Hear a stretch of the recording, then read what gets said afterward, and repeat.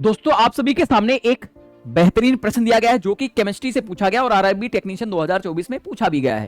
Question कह रहा है सल्फर परमाणु की द्रव्यमान संख्या क्या है, मतलब मास नंबर पूछ सकता है या हो सकता है साथियों इसी को एटॉमिक मास अर्थात इसे परमाणु द्रव्यमान भी नाम दे सकता है, इस बात को ध्यान रखना, या एटॉमिक वेट भी कह सकता है।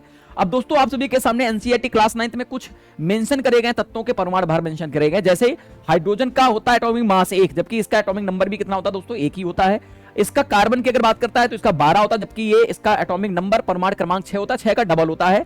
नाइट्रोजन का साथियों 14 होता है एटॉमिक मास, 7 इसका एटॉमिक नंबर होगा। 8 एटॉमिक नंबर होता है, 8 का दोगुना होता है 16, 16 क्या होता है इसका दोस्तों एटॉमिक मास होता है ऑक्सीजन का।